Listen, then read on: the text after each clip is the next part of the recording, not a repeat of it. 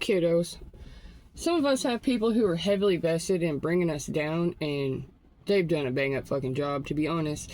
The same people who've been holding you down this whole time are the same people who are going to continue to try to hold you down. Overcoming them was already an epic feat. If you have not overcome them, you may still be stuck in people-pleasing mode. You may still be stuck in am I a good person mode. You might feel religiously obligated to not do what you want to do, but do what they tell you to do. Obedience, obedience, obedience, obedience. Including silent compliance. Like, you never agreed to it, but since you didn't say no, then you didn't say no. So somehow that's you agreed to it.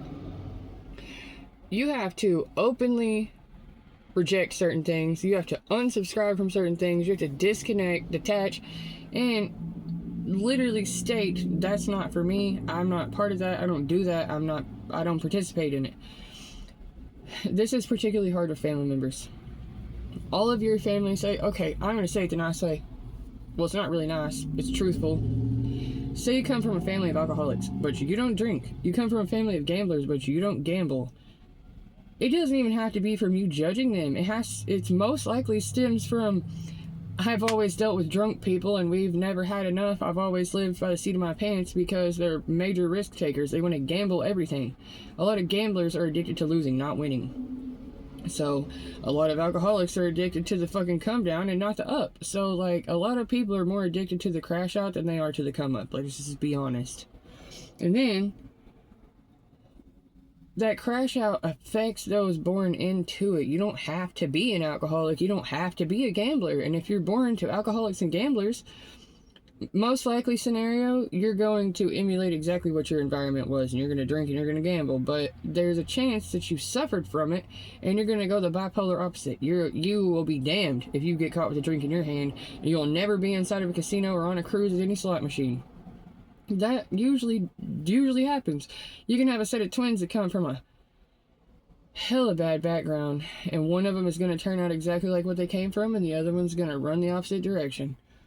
A lot of the times when we think we're doing something different than what we came from, we're not. It's the same thing in a different degree, and you can't tell until you realize that the only example you had was XYZ, and so in one way or another, you're still exhibiting XYZ.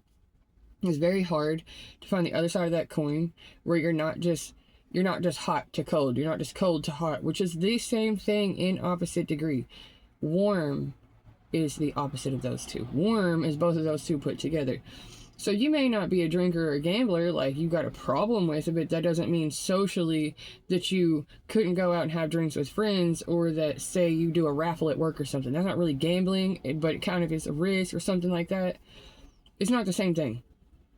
Happy middles. When you try to run from one extreme, you end up at the other extreme. Like,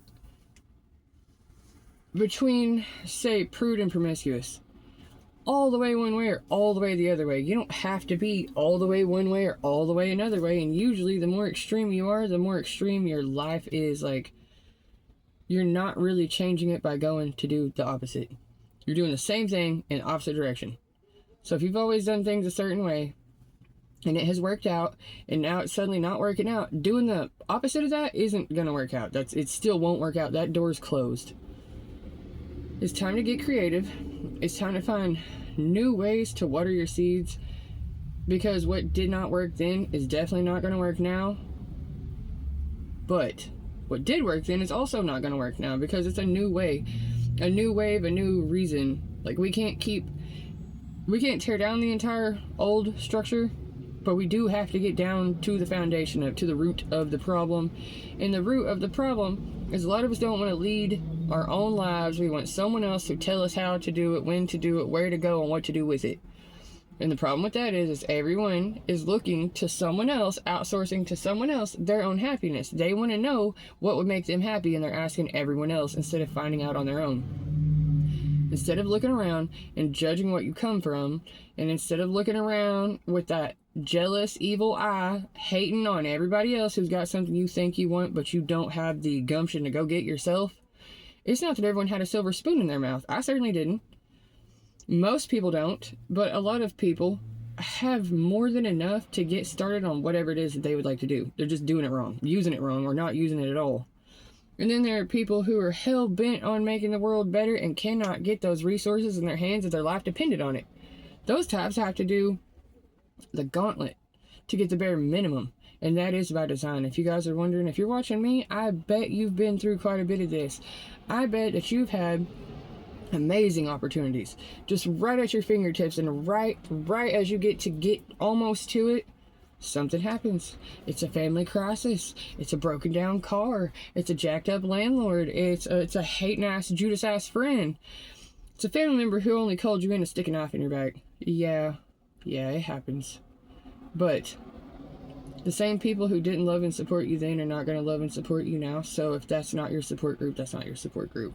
It's time to go it alone. You don't need a support group. You are your own support group. And if you do, we're on here. Come on here. Come find the other people who are talking about what you're talking about. You don't have to look. You'll feel them. They'll gravitate towards you.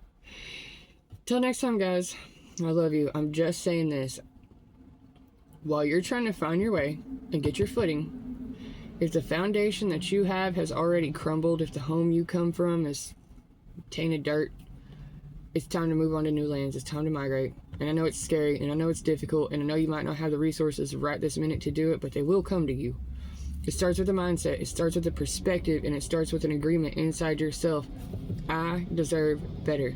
I've done this before. I've been here before. I know what I'm doing. I know how to make it work. Minus all these things, this is what it would have worked. Don't give up on yourself, and don't give up on the people around you, because all things are eventual. They will make it eventually, but they don't need to make it off your back. You don't have to single-handedly carry the team. That team is in you. You need that team right now. Don't use your team on them right this minute. You need it. I love you. Trust yourself. Trust that voice. Trust that signal that's calling to you, pulling to you. Go to it. Go to you. You don't have to understand. It's like a friend's hand reaching out, saying, come with me if you want to live. Come with me if you want to live. We will make it out of this. I'll see you next time. I love you guys.